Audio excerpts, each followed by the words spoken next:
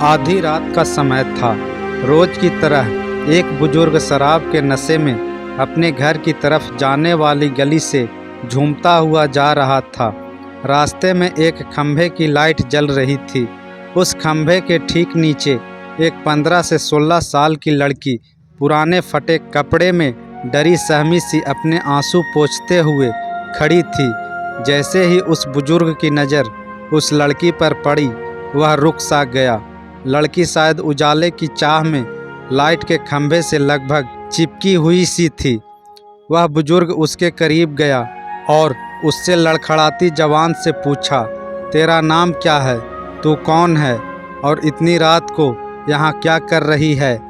लड़की चुपचाप डरी सहमी नज़रों से दूर किसी को देखे जा रही थी। उस बुजुर्ग ने जब उस तरफ देखा जहाँ लड़की देख रही थी, तो वहाँ 4 लड़के उस लड़की को घूर रहे थे। उनमें से एक को वो बुजुर्ग जानता था। लड़का उस बुजुर्ग को देखकर छिप गया और अपने साथियों के साथ वहाँ से चला गया। लड़की उस शराब के नशे में बुजुर्ग से भी डर रही थी, फिर भी उसने हिम्मत करके बताया, मेरा नाम रूपा है, मैं अनाथ आश्रम से भाग आई हूँ। वो लोग मुझे आज रात के लिए कहीं भेजने वाले थे। दबी जुबान से बड़ी मुश्किल से वो कह पाई। बुजुर्ग ने कहा, क्या बात करती है, तू अब कहाँ जाएगी? लड़की ने कहा, नहीं मालूम। बुजुर्ग बोला, मेरे घर चलेगी? लड़की मन ही मन सोच रही थी कि ये शराब के नशे में है और आधी रात का समय है, ऊपर से ये शरीफ भी नहीं लगता है।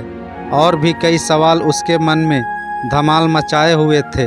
बुजुर्ग ने कहा, अब आखिरी बार पूछता हूँ, मेरे घर चलोगी हमेशा के लिए? बदनसीबी को अपना मुकद्दर मान बैठी, गहरे अंधेरे से घबराई हुई, सब कुछ भगवान के भरोसे छोड़कर लड़की ने दबी कुचली जुबान से कहा, जी हाँ। उस बुजुर्ग ने झट से लड़की का हाथ कसकर पकड़ा और तेज कदमों से लगभग उसे घसीटते हुए अपने घर की तरफ बढ़ चला। वो नशे में इतना धुत था कि अच्छे से चल भी नहीं पा रहा था।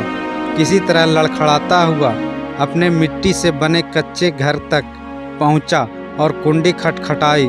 थोड़ी ही देर में उसकी पत्नी ने दरवाज़ा खोला और पत्नी कुछ बोल पाती कि उससे पहले ही उस बुजुर्ग ने कहा, ये लो संभालो इसको, बेटी लेकर आया हूँ। हमारे लिए अब हम बांझ नहीं कहलाएंगे, आज से हम भी औलाद वाले हो गए। पत्नी की आंखों से खुशी के आंसू बहने लगे और उसने उस लड़की को अपने सीने से लगा लिया। दोस्तों, कहानी अच्छी लगी हो तो लाइक करें, शेयर करें, कमेंट करें और हमारे चैनल को सब्सक्राइब ज़रूर करें। धन्यवाद।